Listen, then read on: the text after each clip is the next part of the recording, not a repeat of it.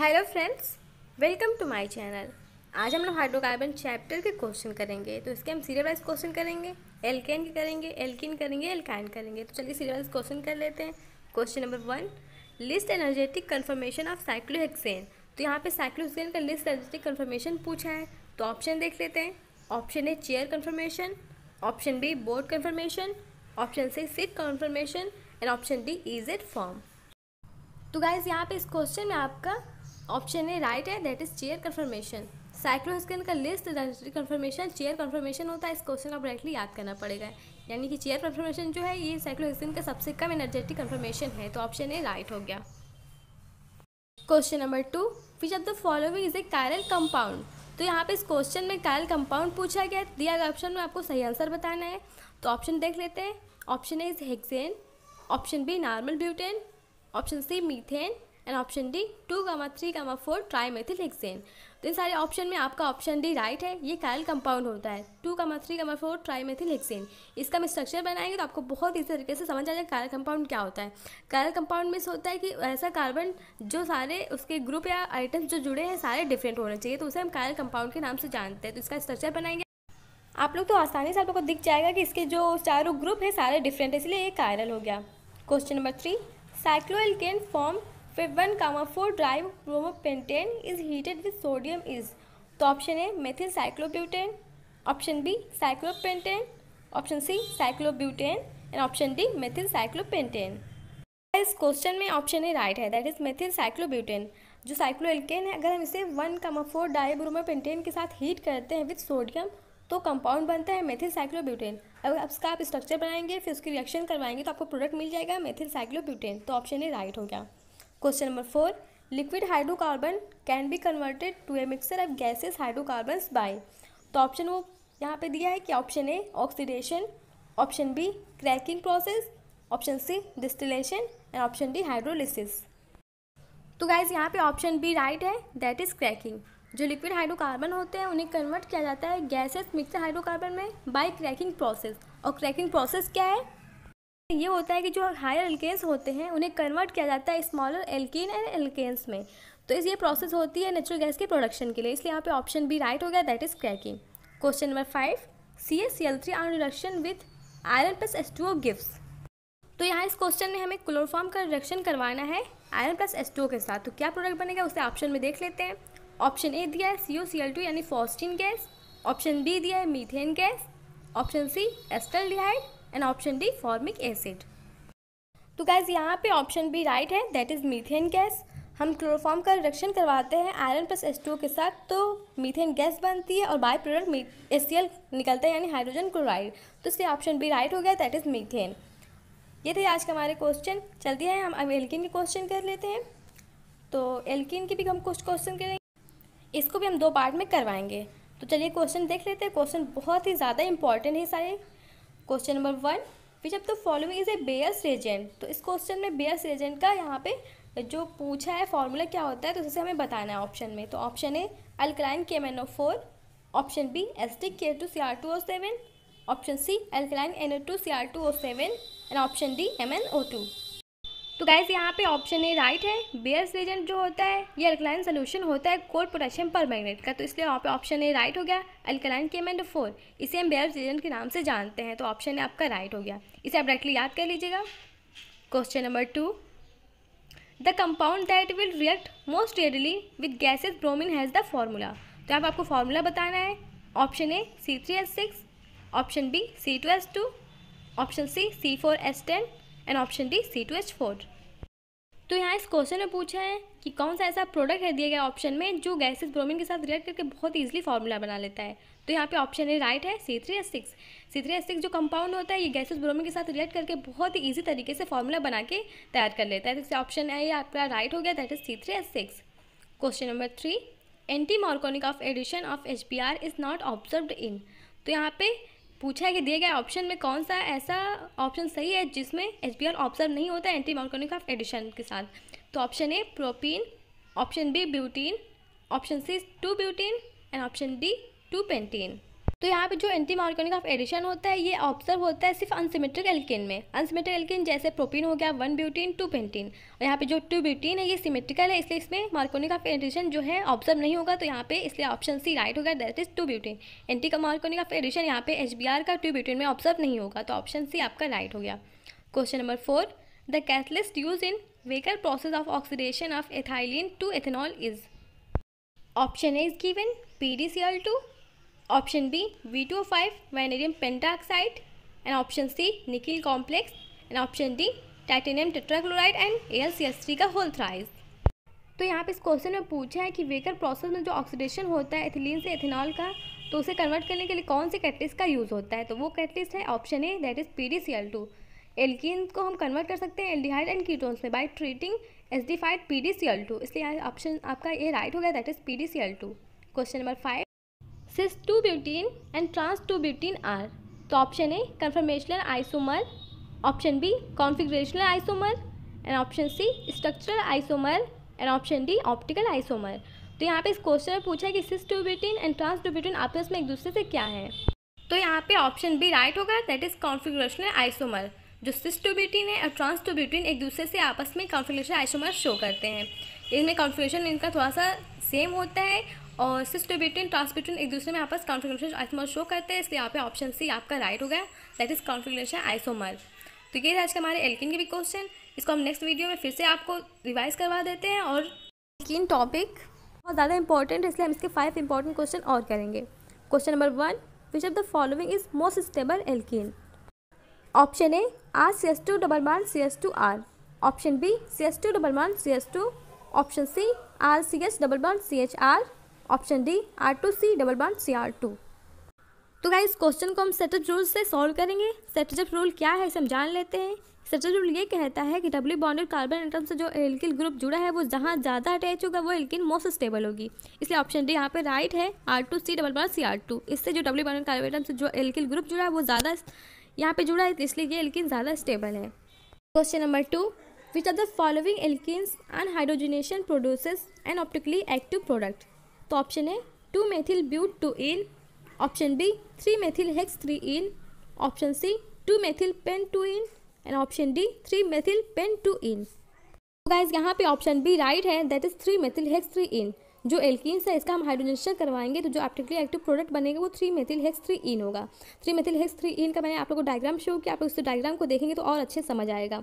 Optically active वही होता है जिसके कार्बन के जो ग्रुप या एटम है वो सारे डिफरेंट हो, तो वही ऑप्टिकली एक्टिव होता है, इसलिए यहाँ पे ऑप्शन बी राइट हो गया। Question number 3, the compound which on ozonolysis produces a mixture of propene and ethanol. Option A 2-methyl but1ene, option B 2-pentene, option C 2-pentyne, and option D 2-methyl but2ene। Guys question number 3 में option D right है, that is 2-methyl but2ene। 2-methyl but2ene का हम अगर यहाँ पे ozonolysis करवाएं तो जो मिक्सर बनता है वो प्रोपेन और इथेनॉल का मिक्सर बनता है प्रोडक्ट के रूप में। इसका मैंने डायग्राम आप लोग को शो कर दिया है अच्छे से, ताकि आप लोगों को बहुत ही ईजिली समझ आ जाए। आप लोग यहाँ पे देखिए 2-methyl but2ene का हमने ओजोनोलिसिस करवाया, हमने उसमें ओजोन जोड़ दिया चारों, तो यहाँ पे प्रोडक्ट बन गया इथेनॉल प्रोपेनॉल। तो यहाँ पे इसलिए ऑप्शन डी राइट हो गया, that is 2-methyl but2ene। Question number 4, the angle strain in cyclobutane is. तो option A 19°22, option B 9°44, option C 24°44, and option D 29°16। तो इस क्वेश्चन में ऑप्शन बी राइट है, दैट इज 9°44। जो एंगल स्ट्रेन होता है साइक्लोब्यूटेन का ये 9°44 होता है। ये एनसीईआरटी का डाटा है, और एनसीईआरटी का डाटा हम ज़्यादा वैल्यूएबल मानेंगे क्योंकि बहुत सारे जो डाटा है थोड़ा सा माइनर मार्क्स डिफरेंस होता है, पर एनसीईआरटी से मैंने इसे लिया है तो एनसीईआरटी में डाटा यही, इसलिए आप 9°44 मानेंगे जो साइक्लोब्यूटेन का एंगल स्ट्रेन होता है, इसलिए ऑप्शन बी राइट हो गया। क्वेश्चन नंबर 5 देख लेते हैं। The number of sigma and pi bonds present in 1,3-butadiene are respectively. तो आपको 1,3-butadiene का स्ट्रक्चर बनाना पड़ेगा, उसके बाद से हम काउंट करेंगे। तो ऑप्शन देख लेते हैं, 9 and 2, option B 8 and 2, option C 9 and 3, option D 9 and 1, and option D 8 and 1। तो गाइस क्वेश्चन नंबर 5 में आपका ऑप्शन ए राइट है, दैट इज 9 सिग्मा एंड 2 पाई। सबसे पहले हम यहाँ पे 1,3-ब्यूटाडाइन का स्ट्रक्चर बनाएंगे, उसके बाद से सिग्मा एंड पाई बॉन्ड को काउंट कर लेंगे। तो मैंने यहाँ पे स्ट्रक्चर बना के आप लोग दिखाया ताकि आपको प्रॉब्लम ना हो। यहाँ पे 1,3-ब्यूटाडाइन का स्ट्रक्चर, उसके बाद सिग्मा एंड पाई बॉन्ड को आप काउंट कर ले, तो यहाँ पे 9 सिग्मा है एंड 2 पाई है, तो इसलिए आपका ऑप्शन ए राइट होगा। तो 9 सिग्मा एंड 2 पाई। ये था आज हमारे एल्कीन के क्वेश्चन बहुत ज़्यादा इंपॉर्टेंट है, आप ध्यान से करिएगा। मैंने पिछले 2 वीडियो में एल्कीन टॉपिक के क्वेश्चन करवाए हैं, एक वीडियो में एल्केन करवाया, आज हम यहाँ पे एल्काइन के क्वेश्चन करेंगे। इसको भी मैं 2 वीडियो में क्वेश्चन करवा दूँगी 5-5। चलिए क्वेश्चन देख लेते हैं। Question number 1, electrophile that participate in nitration of benzene. तो option A NO+, option B NO2+, option C NO और ऑप्शन डी NO3-। इस क्वेश्चन में ऑप्शन बी राइट है, दैट इज NO2+। जो बेंजीन का नाइट्रेशन होता है उसमें इलेक्ट्रोफाइल जो है ये NO2+ पार्टिसिपेट करता है। NO3 का हम जो H2O4 से रिएक्शन करवाएंगे तो NO2+ नाइट्रोजन आयन बनेगा और HSO4- निकल जाएगा और H2O भी रिमूव होता है, इसलिए ऑप्शन बी आपका राइट है यहाँ पे, दैट इज NO2+। ये इलेक्ट्रोफाइल की तरह पार्टिसिपेट करता है नाइट्रेशन ऑफ बेंजीन में। Question number 2, the reagent in Wurtz Fittig reaction for the preparation of toluene. तो option A benzyl and methyl chloride, option B phenyl magnesium bromide and methyl bromide, option C bromobenzene and ethyl bromide, option D chlorobenzene and methyl chloride. तो guys यहाँ पे question number 2 में option D right है, that is chlorobenzene and methyl chloride. Toluene की preparation के लिए जो would Fittig reaction का रिएजेंट है वो क्लोरोबेंजीन एंड मेथिल क्लोराइड होता है, और ये क्लोरोबेंजीन और मेथिल क्लोराइड का हम रिएक्शन करवाते हैं ड्राई ईथर के प्रेजेंस में, तो टॉलुएन बनता है, इसलिए ऑप्शन डी आपका राइट होगा, that is chlorobenzene and methyl chloride. ये वुड फिटिंग रिएक्शन का रिएजेंट है। Question number 3, best reagent for nuclear iodination of aromatic compound is. तो option A Ki-CH3COCH3, option B Ki-CH3COH, option C I2-CH3CN and option D I2-HNO3। यहाँ पे option D right है, that is I2-HNO3, iodine and nitric acid.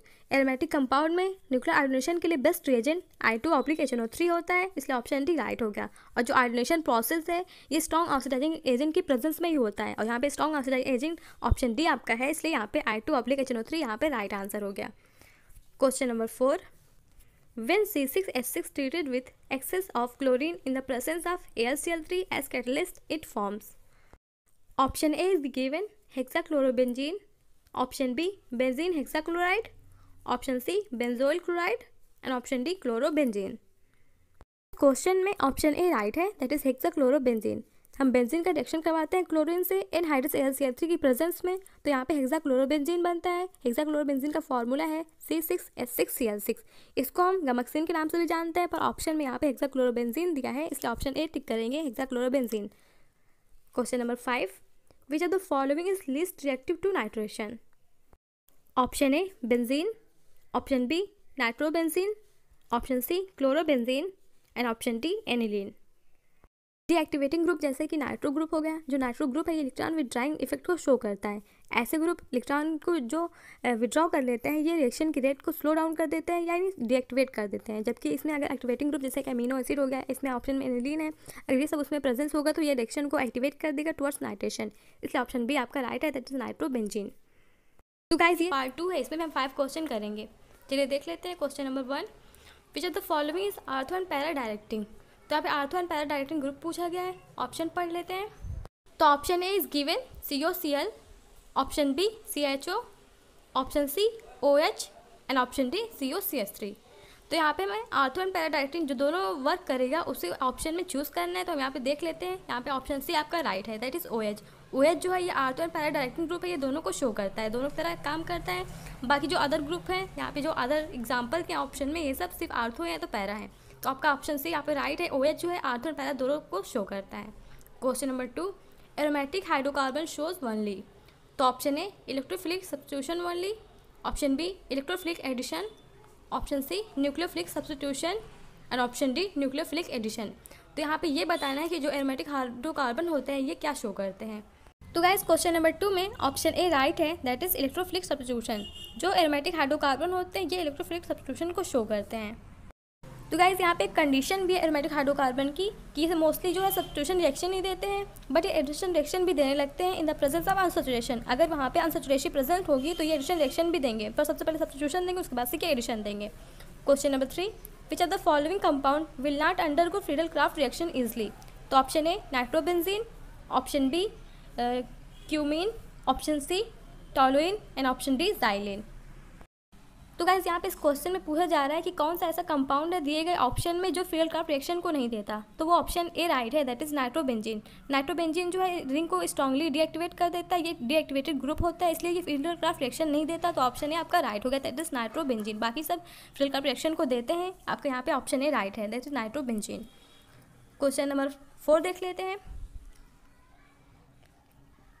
Acylation of benzene to produce aliphatic aromatic ketone is known as option A benzoin condensation, option B hydroformylation, option C Clemmensen reduction and option D Friedel-Crafts reaction। तो guys यहाँ पे option D आपका right है, that is Friedel-Crafts reaction. जब हम benzene का reaction करवाते हैं एसिटिल क्लोराइड से, एसिटिल क्लोराइड का फॉर्मूला होता है CH3COL, तो बेंजीन और एसिटिल क्लोराइड का हम रिएक्शन करवाते हैं एनहाइड्रस CH3 के प्रेजेंस पे, तो यहाँ पे एस्टोफिनोन बनता है और ये एलिफेटिक एरोमेटिक कीटोन है, इसका फॉर्मूला होता है C6H5COCH3, इसलिए यहाँ पे ऑप्शन आपका डी राइट है, that is Friedel-Crafts reaction. Question number 5, the electrophile involve in the sulphonation of benzene is, तो यहाँ पे हमें जो इलेक्ट्रोफाइल होता है सल्फोनेशन में जो इन्वॉल्व होता है बेंजीन रिंग में, उसको यहाँ पे ऑप्शन में दिया गया, उसी में से चूज करके बताना है। तो option A SO3 2-, option B H3O+, option C SO3 and option D SO3+। तो क्वेश्चन नंबर 5 में ऑप्शन सी राइट है, दैट इज SO3। जो सल्फोनेशन ऑफ बेंजीन होता है उसमें इन्वॉल्व होता है फॉर्मेशन ऑफ इलेक्ट्रोफाइल, वो इलेक्ट्रोफाइल SO3 होता है इन द फर्स्ट स्टेप, ये जो अटैक करता है बेंजीन रिंग पे, तो ये सल्फोनेशन को कॉज करता है। तो यहाँ पे H2SO रिएक्शन करवाते हैं तो H2O+ बनता है, HSO4- एंड SO3, तो SO3 यहाँ पे इलेक्ट्रोफाइल है। तो ये थे आज के हमारे सारे क्वेश्चन बहुत इंपॉर्टेंट, आपको ध्यान से कर लीजिएगा। Thank you so much guys, मिलते हैं कल, बाय बाय।